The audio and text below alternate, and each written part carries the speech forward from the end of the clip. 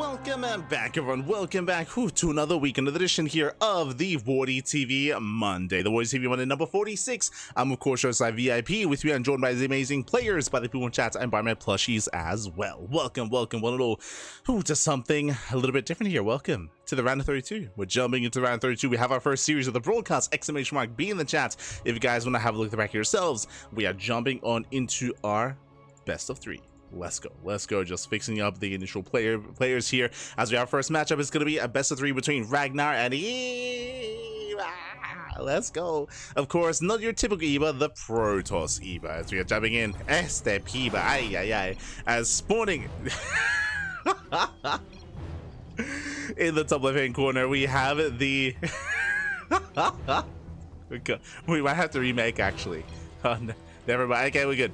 We're good to go. In the top left hand corner, we do have our Australian Protoss, where we have the red Protoss. It is RaGnaR. Rolling Protoss. In the bottom left hand corner, we have his opponent. We have the blue Protoss player himself, representing the planet Heroes. It is Eva. Este Eva. Here we go. He's acting like as if he's not playing his main race. True. Este Eva. And again, if you're in the chat, you know what time it is. It is Gamba time. Predictions are from Play Show bets on who you think will claim the series. Best of luck in the chat. Let's jump into our PvP. Eva coming in as a heavy favorite, and we'll see how RaGnaR can pose a threat. Let's see. Oh, as we do have to get rid of the tuna. My apologies. Do have to get rid of the tuna. Este tuna. Ay. We are going to be settling in. And again, hope everyone's doing well. Hope everyone has been having a great day and a great start to the week as well. It's been a pretty intense day here. Not gonna lie. This is busy day. Crazy. To a point where I can't even expose my chest. Oh my god. Not like this. For now, though, we do have initial PvP. For now, we are going across the map. We do have initial gate cyber expand, a greedy opener here out of Eva. Likewise, RaGnaR setting up for a gate expand as well. Even greedier here. Gate into an expansion before the cyber core. Insane greed out of RaGnaR, and actually 2 gate opener. Oh god. So a delayed 2 gate opener here. No cyber core. Shaky build here from RaGnaR. And Eva, so far, he's looking solid. He's looking solid. From here, we can go for his tech of choice. Delayed Cybercore here out of RaGnaR. So he ideally wanted to expand. Once again, Eva goes in for another block. Oh, God. So a really shaky opener here out of RaGnaR, and we'll see if Eva, we'll see if he can excel. We'll see if RaGnaR can maybe punish him. What I will say when it comes to this setup, it is less than ideal, but he can try to turn this into a 1-base all-in and try to punish Eva. The problem is that RaGnaR hasn't scouted. Oh, no, sorry, he did scout. He knows. Yeah, he's aware of the opener. He is aware of the opener. He does know. Behind this, his gateway is finishing up, getting to a cyber core, getting into kind of a 2-gate opener. Nexus now on the way. We're stumbling into our builds. Meanwhile, we do have the initial Stargate, the tech of choice here from Eva. Going Stargate into Oracle to deal economic damage down across the map. Let's go. He's going to be moving out.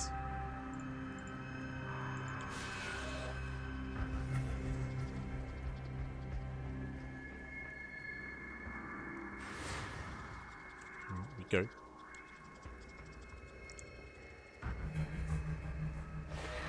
As the Adapter does move out. Likewise, extra gateways on the way. 4-gate setup out of RaGnaR. Okay, bold move. Throwing down 4 gateways. Hyper aggressive, hyper committed here out of RaGnaR. Being on that many gateways that quickly, I don't think he can even afford a 4-gate setup at the moment, but he's getting there. At the same time, Eva does get in.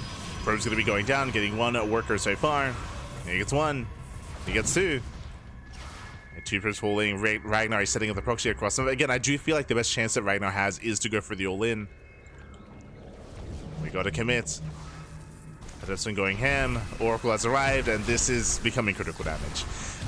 Sure, on the one hand, we can set up for an all-in, but right now we have 0 economy. 0 economy, 0 income here. As so many probes are going down.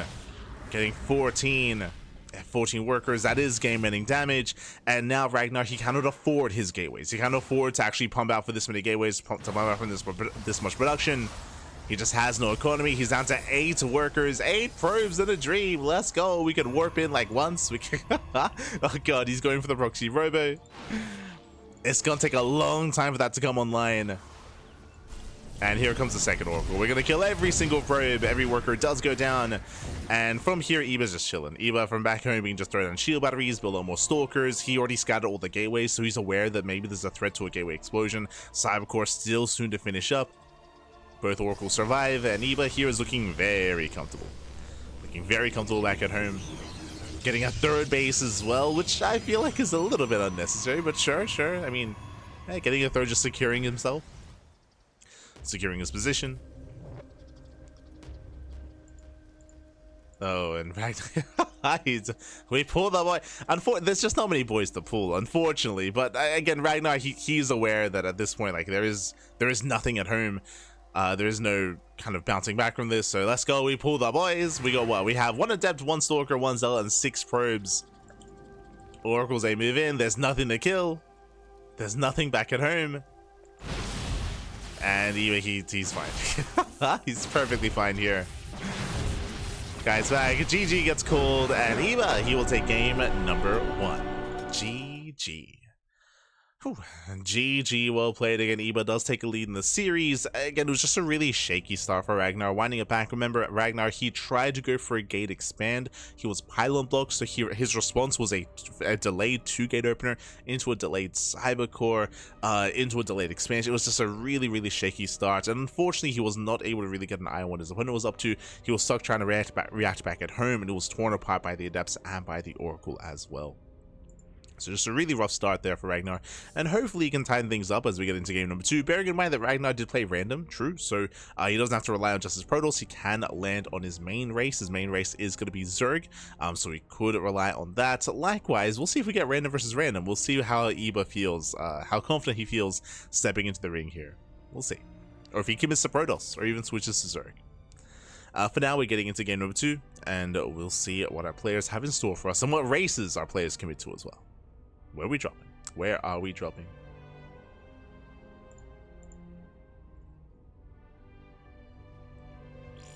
Oh. Looks like game 2 is going to be on Tokamak.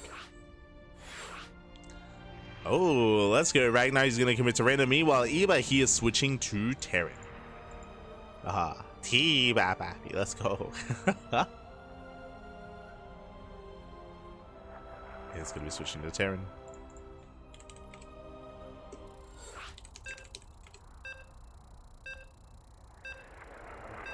Eba tossing again. He of course. His main race. But here we go. We're getting into that second game. Going to be on Tokamak. Going to be on one of the larger maps of the map pool, and we'll see how Eba will approach this. We'll see if he does open up standard, if he goes for a bit of a cheekier start instead, and we'll see what he's even up against. True. We'll see what RaGnaR lands on. Meanwhile, we'll be getting into the rest of the bracket momentarily after this match, after the series. We'll get there. There's a lot to get into in regards to the player base itself.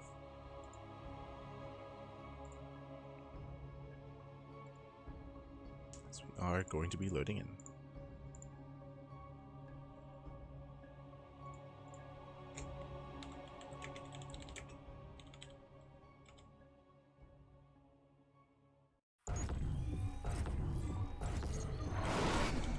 And spawning in the bottom right-hand corner of Tokamak, we have the red Zerg player. The random landing on his main race, landing on Zerg.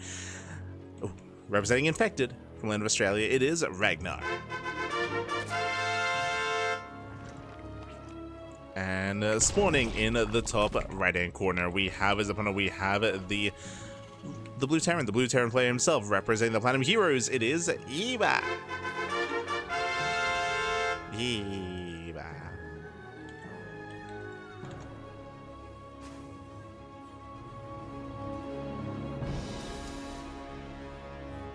Go. As now we are going to be calming things down. Settling in.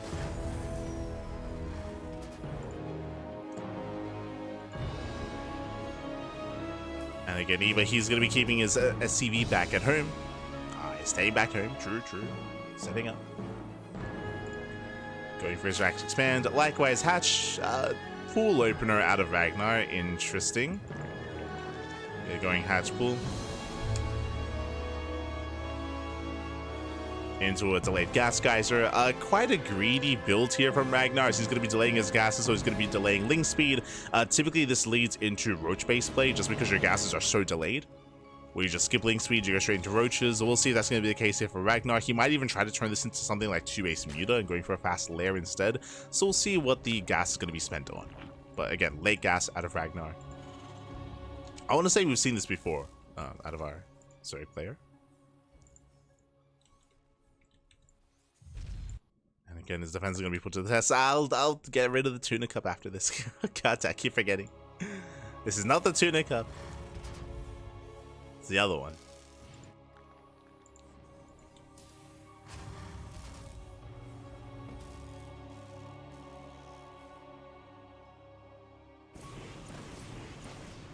As usual, Reaper is moving out.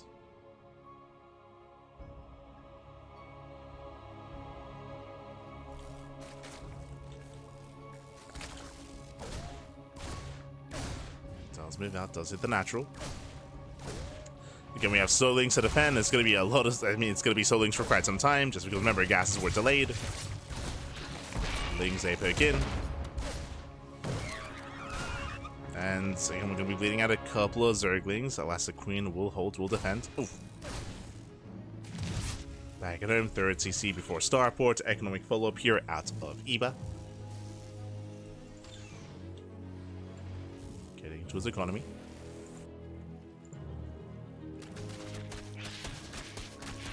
And we're pulling out of gas. Okay, so we're getting into link speed, pulling out of gas. So late link speed here out of RaGnaR, but we are pulling out, so we're not going into an early roach run. We're not going into early lair.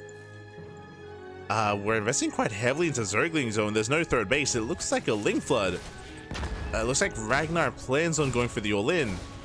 I'm making this assumption just because there's no third, right? The fact that there is no third base is a big tell here.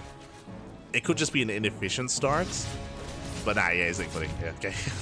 Okay, well now we have the answer. Again, he is committing to the link flood.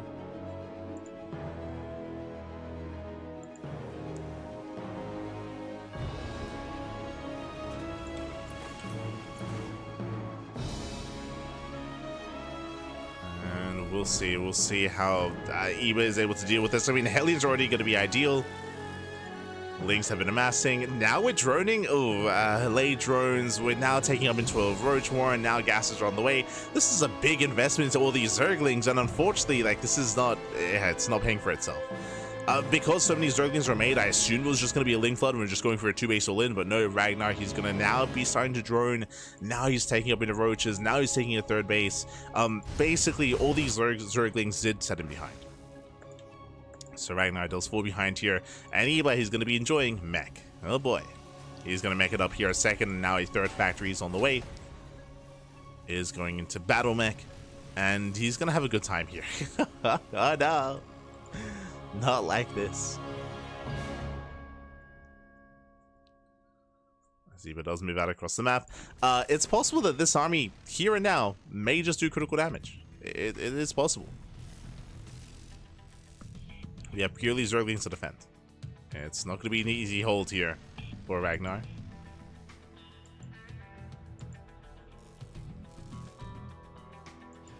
It's not going to be easy.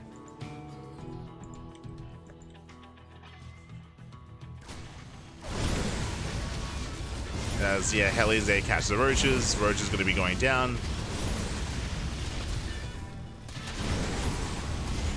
Lings, they will get us around. Nice catch here on 3 Hellions. 3 Hellions do get picked up. And we at this point, we're all in, right? At this point, this is an all-in. No droning here at the third base. Barely any drones here at the natural. Just Ling Roach all in here out of RaGnaR. It's all or nothing. He does beat out a lot of Zerglings. And back at him, we can see, but he's walling up. He's walling up. He's walling up.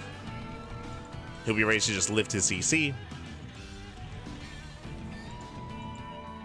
And it is important that Eba, he did scout this ahead of time, so he's aware. Is building up. RaGnaR, he had a nice catch on some Hellions. But he needs more than that.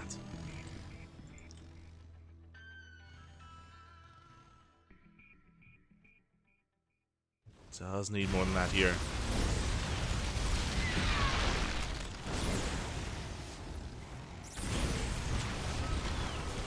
does kite back. Likewise, Hellions going into the middle line. I mean, there wasn't really much to kill. Nice round! Gets one! And this is what RaGnaR's hoping on. Just hoping for the overextension. Does get a Cyclone. And oh, doesn't quite get on top of the army. Lings ate the third TC. They're going to get a couple of STV kills. Not bad. Roach is pushing in. Nice kiting here by Eva. Kites back. Takes care of all the Zerglings. Getting on top of the Roaches. And these are Roaches that RaGnaR cannot afford to lose. Not like this. As Roaches are going down, GG gets called, the army gets dealt with, and Eva, he will take the series 2-0, advancing on to the next round. GG. Whew. GG, well played, Eba. He will claim the series. He will advance on the next round. A shout out to RaGnaR again for competing here against Eba. Again, it did feel like here this second game, he did have a stronger showing. I mean, it was his main race, right? It was his main race, so he did have a bit of a stronger showing. It was a bit of a shaky all-in, is what I will say, just because we started with the Link Flood, then we went back into droning, then back into Roaches, so it was a little bit messy. Overall, we got where we wanted, and ideally, you do want to try to catch Eba out on the map. Was able to do so a couple of times, but wasn't quite able to get the full surround he was hoping for. In the end, Eba did slip away. In the end, GG. GG, well played. With that, Eba, he will claim the series, and we will head on over here to catch up with the bracket, and I also have to get rid of the logos mod. Drew.